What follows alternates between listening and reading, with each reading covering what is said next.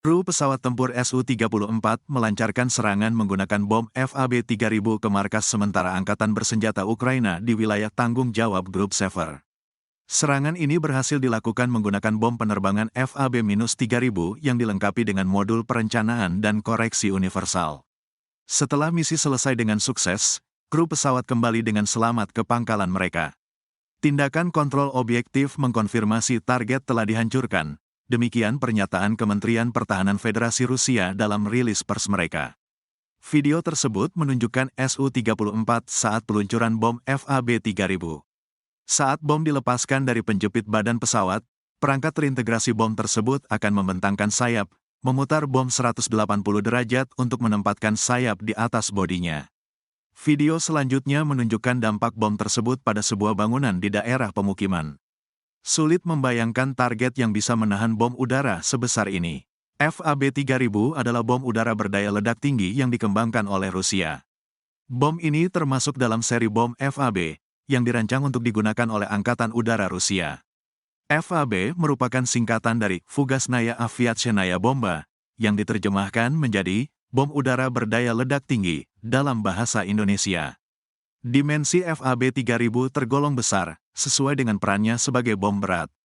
Panjangnya sekitar 4,5 meter, perkiraan 14,8 kaki, dan diameter sekitar 0,6 meter, perkiraan 2 kaki.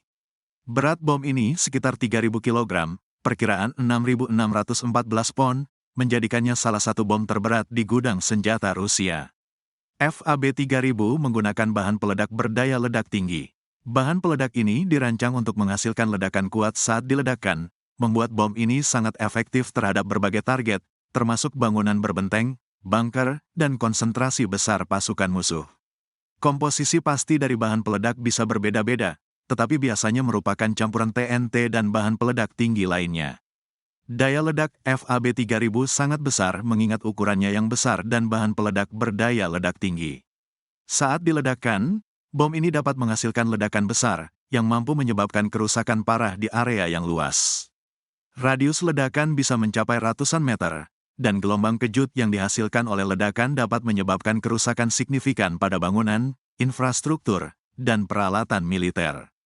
Bom ini dirancang untuk menembus dan menghancurkan target yang sangat dibentengi, menjadikannya senjata yang tangguh dalam persenjataan militer Rusia.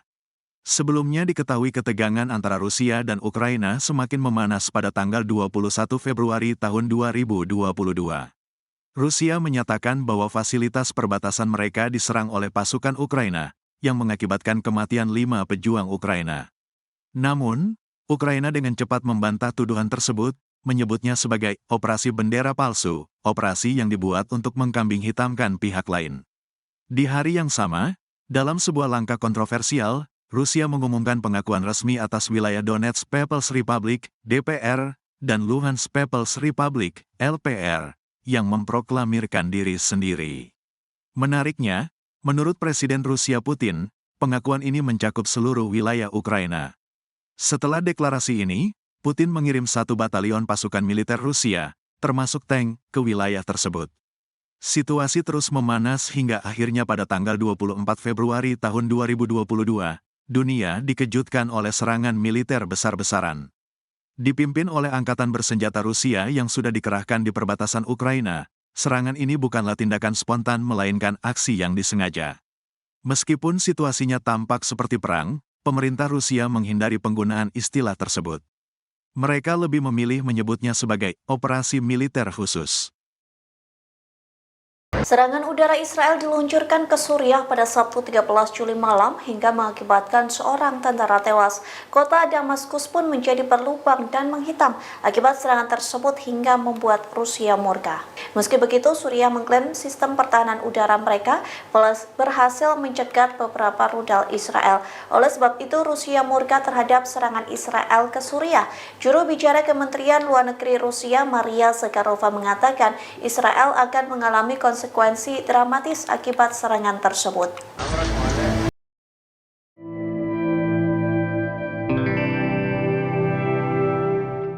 Bocor dugaan rencana perang Jerman melawan Rusia. Kementerian Pertahanan Jerman telah menyusun rencana untuk menghadapi kemungkinan konflik militer dengan Rusia. Majalah berita Jerman, Der Spiegel dan Bild mengurai isi dokumen rencana perang Berlin melawan Moskow.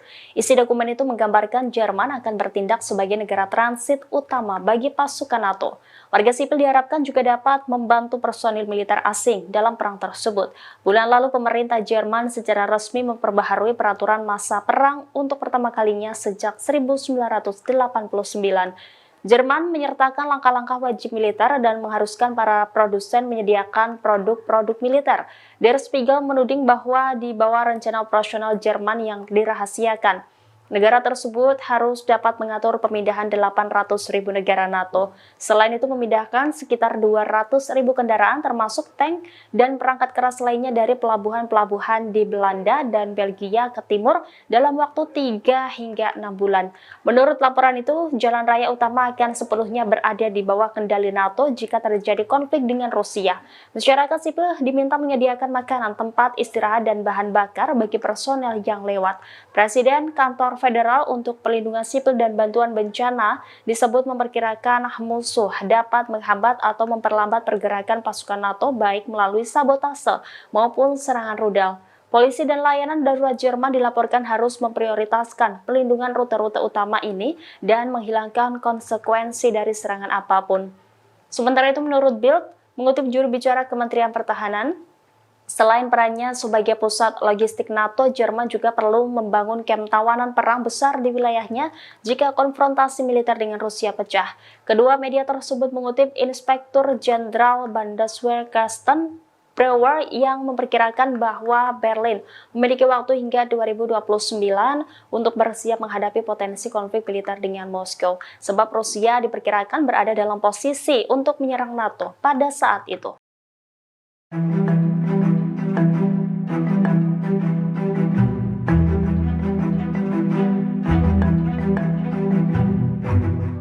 Pemerintah Presiden Rusia Vladimir Putin menilai upaya pembunuhan calon Presiden Amerika Serikat Donald Trump telah menjadi tradisi politik Washington, bahkan Moskow meramalkan soal perang saudara. Rusia memanfaatkan upaya pembunuhan terhadap Donald Trump untuk menyerang nilai-nilai liberal Amerika. Insiden itu disebut sebagai bunuh diri demokrasi. Hal ini disampaikan oleh juru bicara Kremlin, Dmitry Peskov. Ia mengatakan Presiden Amerika Serikat Joe Biden dan Partai Demokrat telah menempatkan nyawa Trump dalam bahaya yang jelas. Peskov menyebut serangan itu sudah dapat diprediksi sebelumnya. Bahkan Peskov menyinggung hidup Trump yang dinilai memang dalam bahaya. Hal serupa juga diungkapkan oleh juru bicara Kementerian Luar Negeri Rusia, Maria Zakharova, yang menyebut upaya pembunuhan presiden dan calon presiden telah menjadi tradisi dalam kehidupan politik Amerika Serikat. Lebih lanjut, menurutnya, pembubaran Amerika Serikat tak hanya sebuah ramalan.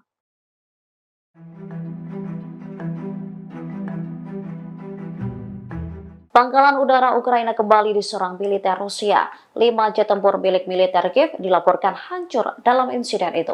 Dikutip dari The Moscow Times, informasi ini dibagikan Kementerian Pertahanan Rusia pada Selasa 2 Juli 2024. Mereka mengklaim menyerang lapangan udara Mirhorod di wilayah Poltava, Ukraina.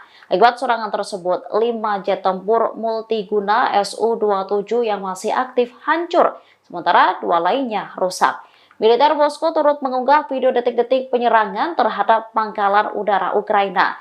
Dalam video itu, sebuah ledakan terlihat dibarengi dengan kepulan asap dari sebuah lapangan terbang. Mantan juru bicara Angkatan Udara Ukraina, Yuri Ihnat, mengonfirmasi serangan terhadap Mirhorod.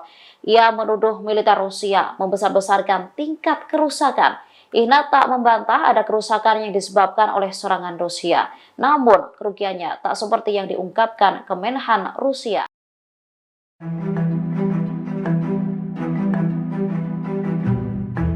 Pasukan Rusia diduga membuat strategi baru dalam perang di Donbas, Ukraina. Dilaporkan militer Rusia baru-baru ini menjatuhkan bom raksasa hingga menewaskan puluhan tentara Ukraina.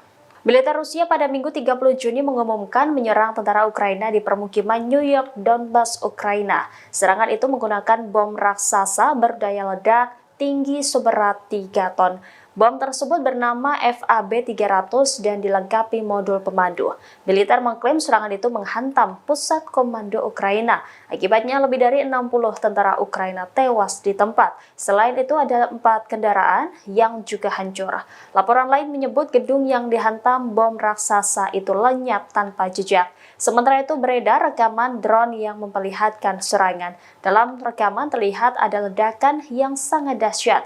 Russia Today mengaku tidak bisa memverifikasi video tersebut. Sementara Kementerian Pertahanan Rusia juga belum buka suara terkait serangan bom FAB-300 itu.